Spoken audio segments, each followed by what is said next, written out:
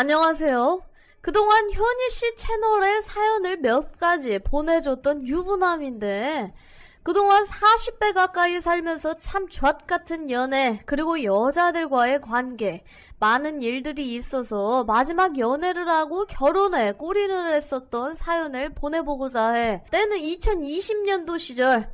나는 그동안 타 지역에서 일하며 솔로로 모든 걸 다 포기를 하며 살고 있었지. 연애도 결혼도 오로지 운동만 하며 일, 운동, 집 이것만 하면서 재미없는 삶을 살았달까. 그동안 여자들한테 양다리를 당하고 가스라이팅 당하고 먹튀 당하고 하다보니 여자를 너무 못 믿게 됐었어. 물론 내가 병신 같은 것도 배제를 할 순 없었지만 어느 날 여름 휴가 때의 일이었지. 이날도 변함없이 운동을 하러 가서 고향 친구에게 연락이 온 거야. 전화했었네. 무슨 일이야? 뭐하냐? 그냥 배드민턴 치고 있지. 너 휴가 나왔냐? 휴가지. 너 휴가 때 뭐하냐? 그냥 운동하고 집에 있지. 왜? 포항에나 갈래?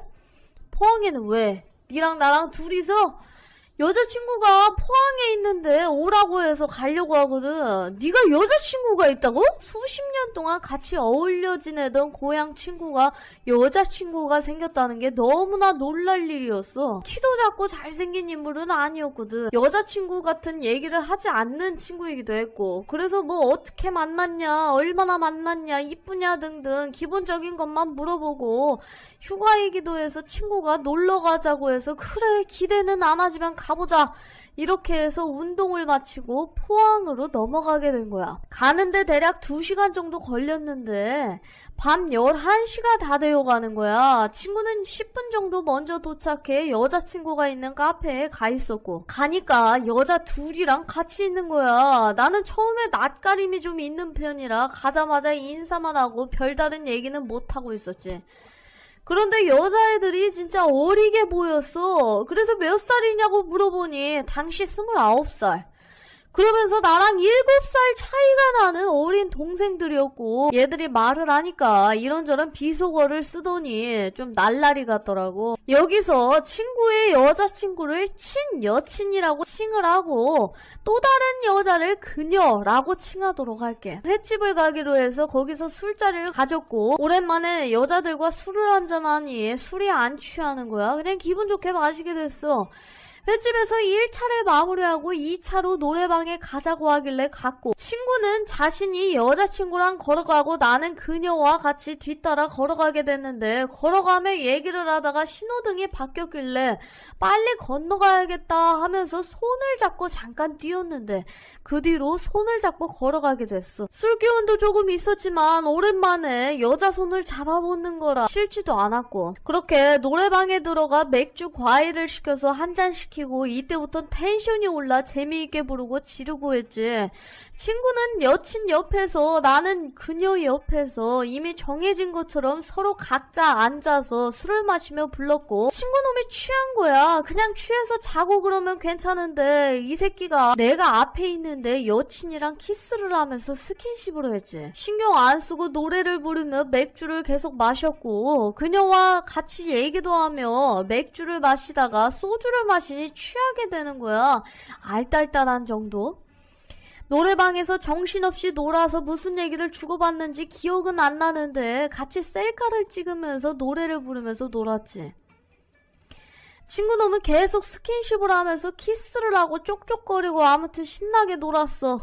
노래방이 끝나고 방을 잡은 곳으로 갔고, 우리도 방을 잡아둬야 될 상황이라 여자들이 있는 모텔에 겨우 잡게 됐지. 편의점에서 술을 사고 방에 들어가 술을 한잔 하려고 하는데 친구놈이 도저히 안 되겠다며 먼저 누워버리고 나와 여자 둘 한 잔씩 하게 됐는데, 그렇게 친구의 여자친구와 술을 한 잔 더 하면서 얘기를 하다가 더 안 될 것 같아 각자 방에 들어가자고 했는데 친구놈이 징징대면서 여친을 찾아. 그래서 친구의 여자친구가 내 친구를 데리고 방으로 올라가 버렸지. 나는 씻고 나와서 침대에 누웠고, 기억은 좀 가물가물하긴 한데 서로 안기면서 이성의 끈이 놓게 되어버렸지. 키스를 하면서 물발을 하기 시작했어. 그냥 관계를 가지면 좆될 것 같아서 이렇게 된 이상 진지하게 만나보자고 했고, 그녀도 흔쾌히 오케이 하길래 그날 관계는 정말 진하게 가지게 됐어. 은근히 가슴도 있었고 날씬하고. 그리고 내가 좋아하는 엄청 유연한 다리였지. 요가나 필라테스를 하는 여자들처럼. 술도 제법 많이 마셔서 우리의 관계는 오랫동안 가지게 됐고, 하지만 과음으로 인하여 실패. 그 자리에서 정상으로 하는 자세에 그녀의 품에서 뻗어버리게 됐어. 다음날 일어나 보니 여자가 없는 거야. 친구가 내려와 있고 하는 말이 여자들 네일아트를 하러 간다며 아침에 나갔다고 하더라고. 그래서 좀 더 자고 쉬다가 여자들도 다시 오길래 씻고 모텔 밖으로 나오게 됐지. 점심을 먹고 나와 그래도 친구가 뒤지려고 하길래 방을 잡고 좀 더 쉬었다 가자고 했고, 그녀들도 그러자고 하길래 또 모텔에 입성. 친구 놈은 바닥에 바로 뻗어버리고 친구의 여친도 그 옆에 누워버리더라고. 자연스럽게 나와 그녀가 침대에 누워있었지. 옷 입은 채로. 서로 얘기를 나누며 몰래 뽀뽀를 시작으로 키스를 넘어가 온몸을 서로 스킨십하기 시작했어. 술도 안 먹고 맨정신으로. 도저히 못 참겠어서 서로 바지만 내리고 옆으로 하기 시작했지. 그때 그녀의 눈빛이 너무 애절하고 사랑스럽게 쳐다보는 것 같이 보였어. 혹시나 친구가 알 것 같아서 격렬하게 하지는 못했지만 맛보기 정도로만 하다가 씻고, 친구 옆에서 한 거야. 저녁 먹을 때가 다가온 거야. 그렇게 식사를 마치고 커피 한잔하며 이제 돌아갈 시간을 맞추고 있었는데, 그녀가 저녁쯤에 기차역에 가야 된다고 하길래 내가 태워다 주게 됐지.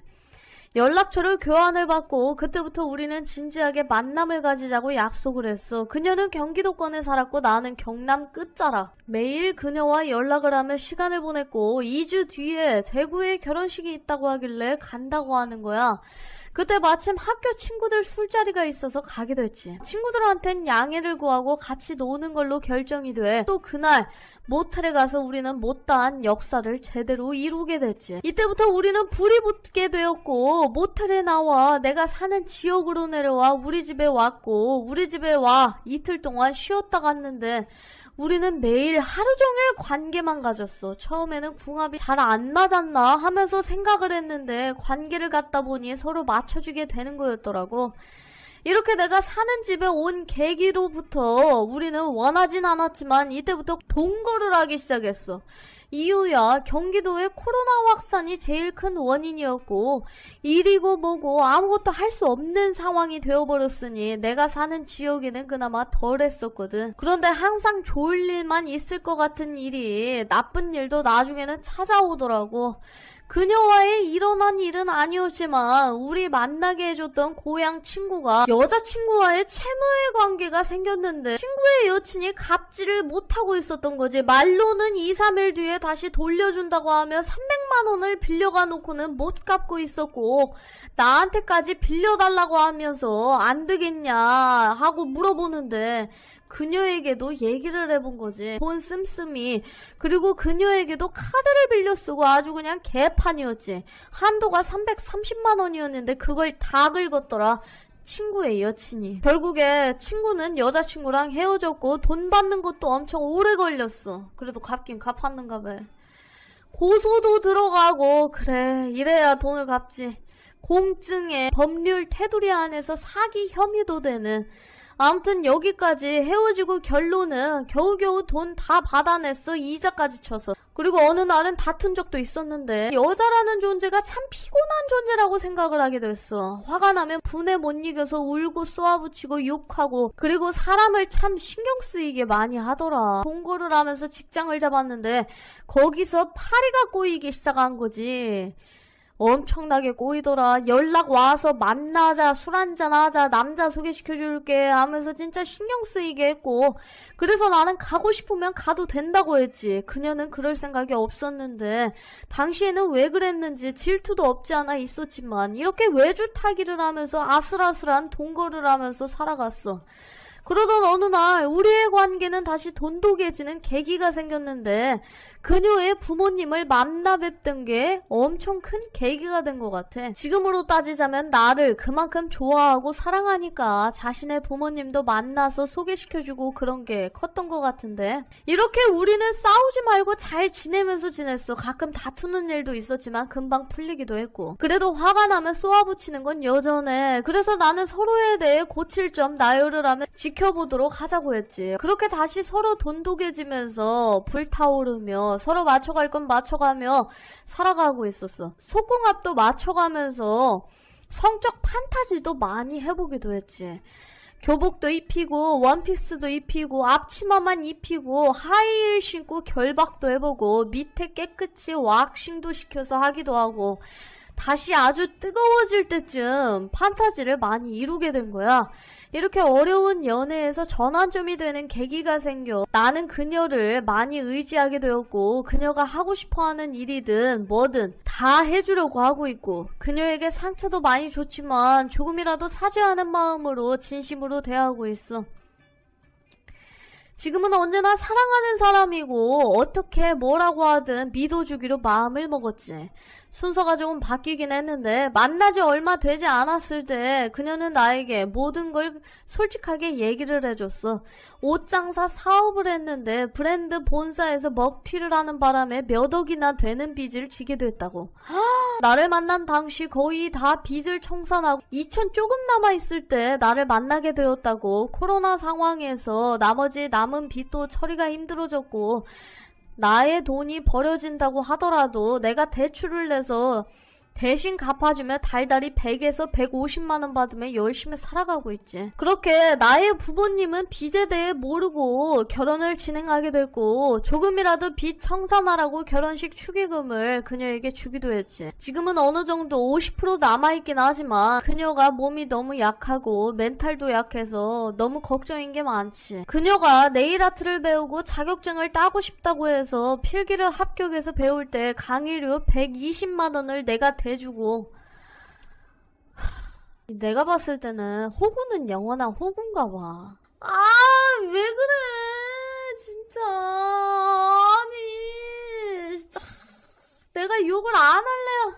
시청자 사연을 받으면 왜 그렇게 그 시청자들한테 욕을 하냐. 그러면 누가 좋아가지고 시청자 사연을 보내겠냐 하는데, 맞아. 맞는데 나도 시청자 사연으로 먹고 살고 하는 사람이라 내가 욕을 하면 안 되는 입장이긴 한데, 내가 의뢰 입장이라. 근데 진짜 빡치긴 한다 살아. 내가 진짜 여러가지 사연을 진행해 왔잖아. 제발 여자 조심하라고. 또 계획하지 않은 임신도 하게 된 거야.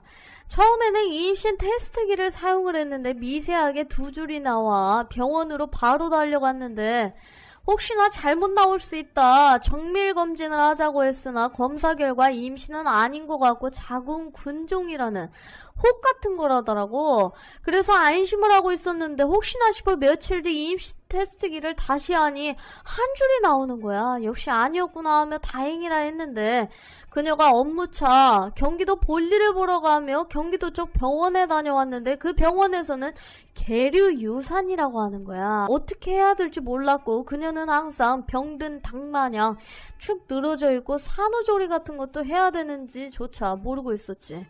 그래서 지금은 몸이 많이 망가져 버렸어. 나는 옆에서 다독여주고 먹고 싶은 거 있으면 사다 주고 몸 회복을 겨우겨우 시키고 다시 결혼 준비를 슬슬 하게 됐지. 이렇게 우여곡절 끝에 우리는 결혼을 했고 지금은 거의 싸우지도 않고 잘 지내고 있어. 나는 항상 든든히 버티며 하고 싶은 걸 지원해 줄 테니 뭐든지 열심히 해보라고 하며 걱정 마 잘 될 거야 하며 달래주고 있어. 지금은 아이를 가질까 말까 하면서 생각을 하고 있는데, 주택 구입, 리모델링 등등 간단히 알아보고 있는데 집값이 많이 빠졌다고는 하지만 그래도 답이 없지.